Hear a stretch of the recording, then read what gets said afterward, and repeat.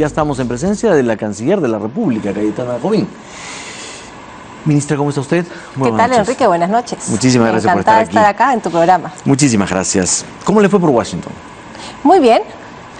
¿Cuál es el motivo de su viaje esta semana? Era justamente conversar tanto con el Inter-American Dialogue como también con la OEA acerca de la Cumbre de las Américas, que como tú bien sabes va a tener como país anfitrión al Perú. Se va a desarrollar entre el 13 y 14 de abril aquí en el Perú, y donde esperamos la presencia de todos los países, ¿no? ¿También la presencia de Nicolás Maduro? Mira, nosotros como país anfitrión lo que nos corresponde es realizar invitaciones a todos los países. Como recordarás, en la cumbre del 2015 que tuvo lugar en Panamá, por primera vez fue Cuba, ¿no? Estuvo ahí Raúl Castro. Como país anfitrión tenemos que cursar invitaciones a todos los países. Hasta el momento ningún país nos ha respondido formalmente su asistencia. Ninguno, hasta ahora. Ninguno. Eso incluye a Nicolás Maduro. Efectivamente. Muy bien. Si él confirma su presencia, será recibido con todos los honores. Mira, es un tema que tenemos que evaluar detenidamente. Incluso es un tema que se abordó en el Grupo de Lima, que tuvo, como tú bien sabes, lugar en Santiago hace 2 semanas. Y se quedó que, como estamos en casi reuniones permanentes a raíz de lo sucedido recientemente en Venezuela, va a ser un tema que tendremos que abordar dentro del Grupo de Lima. Porque lo que se vienen son elecciones anticipadas, adelantadas en Venezuela. Son elecciones anticipadas en el primer cuatrimestre, cuando justamente uno de los puntos que era materia de diálogo en República Dominicana entre la oposición y el oficialismo era la fecha de la elección. Porque justamente lo que se quería en este encuentro en República Dominicana era fijar condiciones que aseguraran unas elecciones que sean limpias, transparentes, creíbles. Y dentro de estos supuestos, por supuesto que estaba la fecha de la elección, la participación de observadores internacionales, el tema que participen también los partidos políticos que no habían podido participar en las elecciones municipales por estar muchos de los líderes justamente en prisión.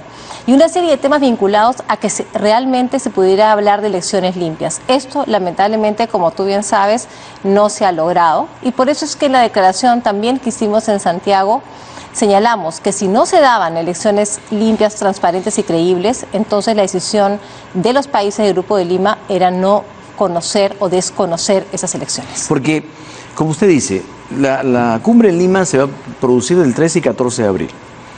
Y ese va a ser casi el cierre de la campaña, porque lo que Nicolás Maduro quiere es que estas elecciones sean el 28 de abril. O sea, ahí nomás. Entonces, frente a esa situación, por eso le preguntaba, ¿Nicolás Maduro ya en ese momento va a ser recibido como un presidente que desacata el llamado del grupo? Por eso tenemos que esperar a que realmente la fecha sea fijada por la Asamblea Constituyente, que parece que va a ser en los próximos días, y ahí vamos a convocar al Grupo de Lima y tomaremos una decisión como Grupo de Lima, ¿no? Muy bien, ahora, si, digamos, se producen las elecciones, Nicolás Maduro es elegido presidente nuevamente, ¿el Perú reconocerá ese gobierno? Ya no le pregunto como grupo, como oposición peruana. A ver, a mí no me gusta especular. Esperemos a que se fijen esa fecha las elecciones y que se reafirme de que no van a ser unas elecciones democráticas y tomaremos una decisión. Enrique, eso tenlo por seguro. Pero la presencia de Nicolás Maduro difícilmente puede ser soportada en el hemisferio y también en el mismo Venezuela. Bueno, nosotros hemos sido bastante claros, Enrique, en que la situación de Venezuela ya no es una situación que solamente le competen a los venezolanos, ¿no? Es una situación que ya ha generado una crisis en la región, y así es como tenemos que verlo, y por eso es que en el Grupo de Lima lo vemos así, como una crisis que no solamente es de los venezolanos, sino también de toda la región, porque como tú bien sabes, en Colombia, por ejemplo, ya viven 500.000 venezolanos, en Perú 100.000, otros tantos en Ecuador, en Brasil, en Argentina, en Chile. Entonces, y lamentablemente Venezuela, al no reconocer que está atravesando por una crisis, tampoco deja intervenir, ni siquiera, ya no te digo los países, sino organismos no gubernamentales llevando ayuda. En Colombia, por ejemplo, enfermedades que habían sido erradicadas como el sarampión han regresado por la crisis que está sufriendo el pueblo venezolano. Por tanto, es que nosotros afirmamos que se trata de una crisis regional y por eso es que como tal tenemos que abordarla desde el Grupo de Lima. Y Nicolás Maduro ha lanzado durísimos insultos al presidente Santos de Colombia. Son insultos que por supuesto nosotros deploramos, ¿no? Justamente sobre el tema de los refugiados, porque son refugiados en realidad. Han habido expresiones en el Perú de quienes han señalado que se debería de alguna manera detener la inmigración venezolana al país. Uno de ellos, una de las expresiones ha sido Juan Chepul, que ha dicho que no podemos ser inocentes porque si no tenemos para darle empleo a 300.000 jóvenes que entran cada año al mercado laboral, menos vamos a tener para ofrecérselo a los venezolanos que están viniendo. ¿Cuál es la posición de la Cancillería al respecto? A ver, nuestra posición es de que el Perú es un país que justamente recibe a las personas que no pueden seguir viviendo en un régimen como el que tiene Nicolás Maduro. Hemos visto la crisis que vienen atravesando, somos un país solidario y además un país que tiene memoria, Enrique. Cuando en el Perú, lamentablemente, también pasamos por momentos difíciles, Venezuela fue un país que acogió a muchísimos peruanos, sin restricciones, y por tanto nos corresponde también ser solidarios. Y respecto al tema laboral, hemos sido bastante claros que no vamos a permitir ninguna explotación laboral de venezolanos, ¿no? Y por tanto, la superintendencia laboral tiene que ser muy activa y así también lo ha manifestado el ministro de Trabajo, Javier Barreda. Eso es muy bueno, pero la preocupación de algunos es que al inverso, es decir, que los que se queden sin trabajo sean los peruanos. No, eso no es correcto, Enrique. Las personas que están ingresando en realidad la proporción es muy, muy pequeña, por tanto no existe un problema en la actualidad, ¿no? De tal manera, entonces, la Cancillería va a continuar con su política de recibir a todos los refugiados venezolanos. Hemos sido claros, hay una norma que ustedes la pueden revisar en el peruano, establece un plazo, es hasta 31 de diciembre del 2018. Muy bien. Ahora, el caso de los peruanos en Estados Unidos y las políticas de Trump, ¿no es cierto? Incluso ayer, anteayer, en Virginia, una peruana se refirió a este tema. Es una congresista peruana. Congresista peruana, bueno, congresista americana de origen peruano. Exactamente, ¿no es de Virginia. Así es. Incluso, se enfrentó a Donald Trump de alguna manera. ¿Cuál es la situación de los peruanos allá y cuál es la situación de esta política exterior o política con los inmigrantes de Donald Trump? A ver, el presidente Donald Trump estuvo en el Congreso la semana pasada exponiendo, ¿no?, cuál era su política respecto a los inmigrantes. La situación de los peruanos actualmente no está siendo cuestionada, los que están viviendo en los Estados Unidos, pero por supuesto va a ser un tema que vamos a tocar el día de mañana con el secretario de Estado, Tillerson, que está viniendo justamente para hablar sobre temas bilaterales, además de la Cumbre de las Américas. Un secretario de Estado que está fastidiado con la política expansionista de China. El comercio, dice él, debería ser con Estados Unidos y no tanto con China. A ver, desde el Perú nosotros tenemos relaciones con diversos países, uno de ellos es China, que es nuestro principal socio comercial, pero también tenemos relaciones con la Unión Europea, con Estados Unidos. Ahora, recientemente, hemos celebrado también tratado de libre comercio con Australia. Somos una economía abierta. Esa creo que es la respuesta del Perú. Somos una economía abierta que buscamos los capitales extranjeros y también buscamos mercados para nuestros productos, ¿no?, para que nuestros productos de la sierra, de la selva, de la costa lleguen a la mayor cantidad de mercados. Y en esto no va a haber un paso atrás. No va a haber, digamos, esa va a ser la respuesta a Estados Unidos. Esa es la respuesta que tiene el Perú frente a todos los países, ¿no?, que somos un país con una economía abierta. Muy bien. Ahora, me gustaría preguntarle también por el tema de inversiones, porque usted señaló que el presidente estaba muy preocupado en que tuviéramos una Cancillería mucho más efectiva en la atracción de inversiones, ¿no es cierto? ¿Cómo vamos en ese trabajo? A ver, como tú bien sabes, las oficinas comerciales hoy por hoy están en el Ministerio de Comercio. Lo que estamos trabajando con el ministro Ferreiros es tener una vinculación muy amplia entre Cancillería y estas oficinas comerciales para buscar atraer la mayor cantidad de inversionistas. Yo he viajado a Chile, he viajado a Estados Unidos y justamente uno de los requerimientos que le he hecho a los embajadores es que tienen que ser muy activos en buscar una mayor inversión, que no solamente la inversión que esté en el Perú ya hoy en día se mantenga, sino que además se expanda y buscar también nuevos inversionistas. Por ejemplo, constructores. Es un tema que hoy por hoy vamos a tener un déficit de compañías de construcción. Es importante que renovemos, ¿no es cierto?, la cartera de empresas constructoras. Y en ese sentido, situaciones como la del Club de la Construcción o todo el tema de la situación del presidente y su debilidad con respecto a los intentos de vacancia y todo esto, ¿nos generan un problema para atracción de inversión? No, mira tú, si uno revisa el riesgo país, que tú dirías debería estar afectado por estas circunstancias, no lo está, Enrique. Y somos el país en la región, uno de los países que más va a crecer este año. Vamos a llegar a 4%. Con suerte. Entonces, todos están llevando sus proyecciones a la baja a 3.5. Bueno, pero nosotros mantenemos, incluso el Banco Mundial hizo una revisión la semana pasada y nos mantenía en ese porcentaje, que si nos comparamos con los demás países es uno de los países que más crece. Por tanto, yo te diría que el ruido político se mantiene como un ruido, ojalá que cese, porque yo no te puedo decir que esto en el futuro no vaya a afectar. Creemos que ya es importante voltear la página y mirar hacia adelante, Enrique.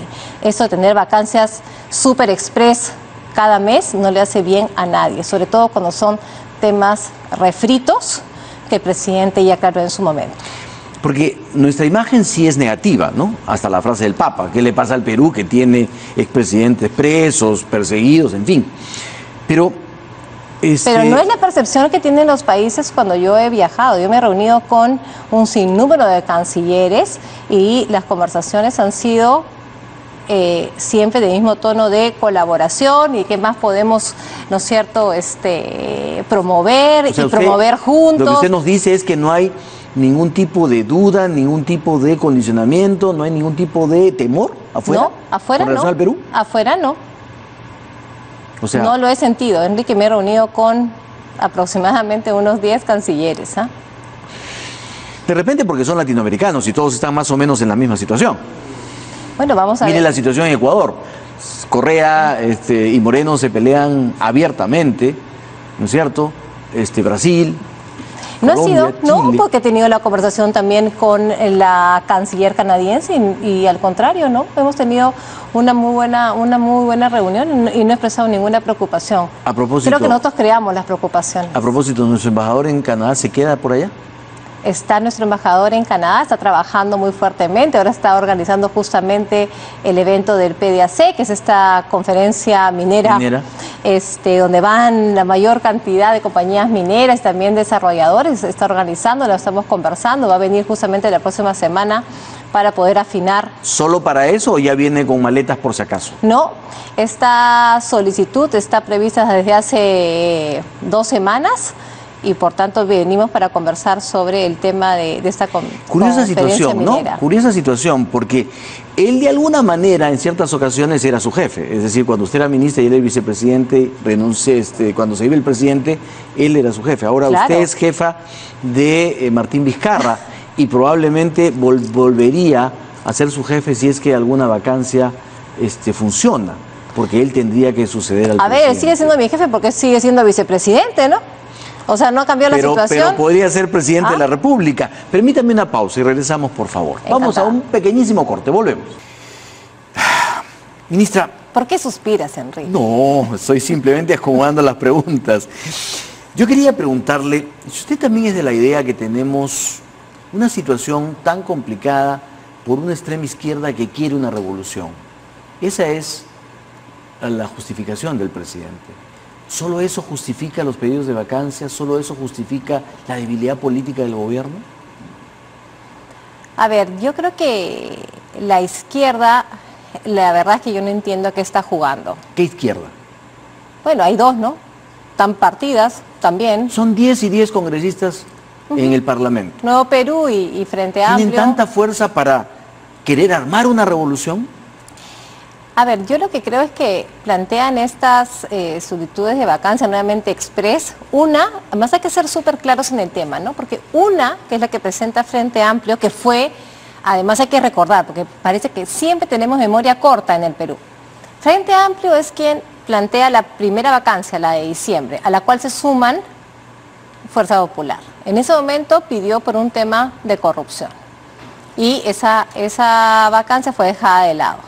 Ahora está planteando una vacancia no por corrupción, hay que leerla, es por el indulto. Por el indulto. Es por el indulto. Y Fuerza Popular dice, esa no la voy a aceptar yo porque el indulto no lo cuestiono. Y el indulto es una atribución del presidente de la República que está en la Constitución. Nos guste o no nos guste, estemos de acuerdo o no estemos de acuerdo, es una prerrogativa. Pero una prerrogativa que no está en la Constitución no se puede plantear una vacancia. Si tú no estás de acuerdo con que el presidente pueda indultar, tú como parlamentario, tú sí tienes la posibilidad de pedir una modificación constitucional y decir, a partir de ahora hagamos 2 legislaturas y votemos si el presidente debe o no debe tener esa atribución. ¿Por qué no hacen esa modificación constitucional? Ese es el camino democrático. La otra vacancia es ¿Le puedo pedir una interrupción ahí? Porque quiero hacer un desvío pequeñito. ¿Usted respalda el indulto y el derecho de gracia? A ver, yo siempre he dicho, y lo he dicho en...